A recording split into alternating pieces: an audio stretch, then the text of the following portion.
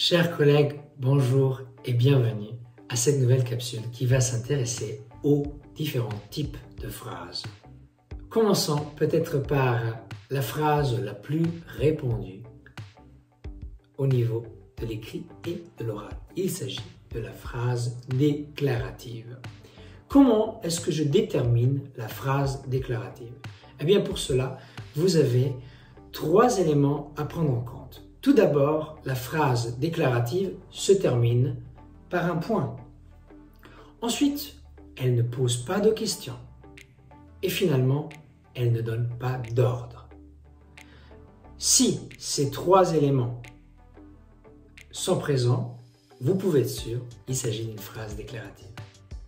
Évidemment, il faudra vous montrer des exemples. Regardez un peu. Elle mange du pain. Nous ne rentrons pas ce soir et elles seront là ce soir. Voilà trois exemples pour illustrer la phrase déclarative. Vous pouvez vérifier votre démonstration. Est-ce que ces phrases ont un point? Oui. Est-ce que ces phrases ne posent pas de questions? C'est le cas. Et ces phrases dont-elles désordre? Non. Donc, nous pouvons dire qu'il s'agit de phrases déclaratives. Passons maintenant à notre deuxième catégorie. Il s'agit de la phrase exclamative. Eh bien, cette fois-ci, il y a deux éléments à prendre en considération. Tout d'abord, la phrase exclamative se termine généralement par un point d'exclamation, comme le mot le dit. Et ensuite, elle exprime généralement un sentiment vif. Alors là, vous dites, c'est beaucoup plus complexe déjà. Oui, mais regardons les exemples. Et vous allez tout de suite voir de quoi nous parlons. Quelle chance! Quoi?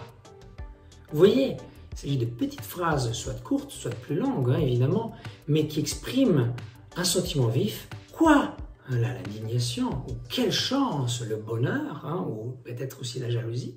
Mais surtout, c'est le point d'exclamation qui va vous mettre sur la bonne voie ici. Mais ce point d'exclamation peut peut-être vous induire un peu en erreur.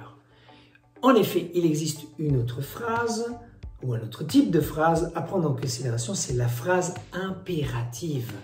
Elle aussi se termine toujours ou presque toujours par un point d'exclamation.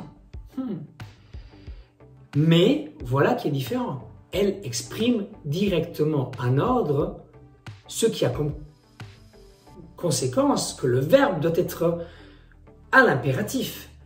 Et donc là, vous allez voir la différence entre la phrase impérative et la phrase exclamative. Regardez ici, trois exemples. Calme-toi, viens ici, partons. Vous retrouvez à chaque fois le point d'exclamation, mais surtout, vous trouvez dans chacune des phrases un verbe conjugué à l'impératif. Et c'est ce qui vous permet de faire la différence entre la phrase impérative et exclamative. Maintenant, notre quatrième catégorie, il s'agit de la phrase interrogative. Évidemment, la phrase interrogative, comme le mot le dit, se termine par le point d'interrogation. Évidemment, puisque le point d'interrogation est lié à la phrase interrogative que nous appelons généralement aussi une question, eh bien, elle demande une information. Et c'est ce qui nous permet, à partir du sens, de dégager qu'il s'agit d'une phrase interrogative. Quelques exemples, comme pour les autres catégories. Est-ce que tu es à la maison? Alors, comme ça, on aime manger en cachette. Ou le monstre est-il caché à la cave?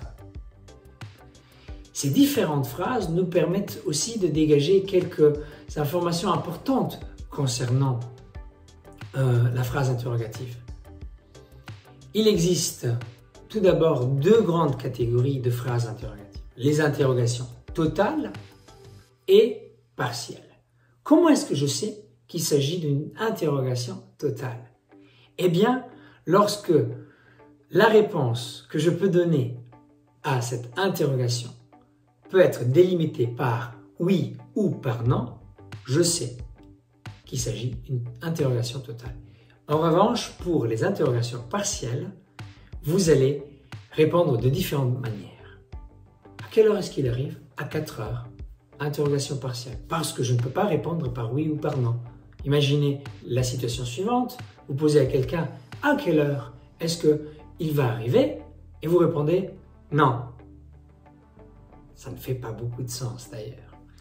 Deuxième remarque à retenir pour les phrases interrogatives, il existe 3 manières de les construire. Tout d'abord, l'intonation. C'est par la modulation de la voix que cela s'entend.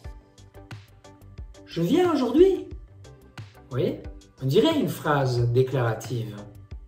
Mais la manière de la poser, de la diriger dans un contexte précis, va la transformer en phrase interrogative. Ensuite, vous avez évidemment la façon la plus répandue, la question avec est-ce que tu viens? Et puis avec l'inversion, viens-tu aujourd'hui par exemple?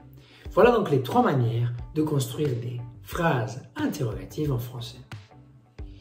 Nous allons terminer en donnant 2 compléments d'information importants. Tout d'abord, il existe 2 façons de former les phrases, donc 2 formes différentes, la forme affirmative et négative. Notre exemple ici, je mange une pizza, je ne mange pas une pizza.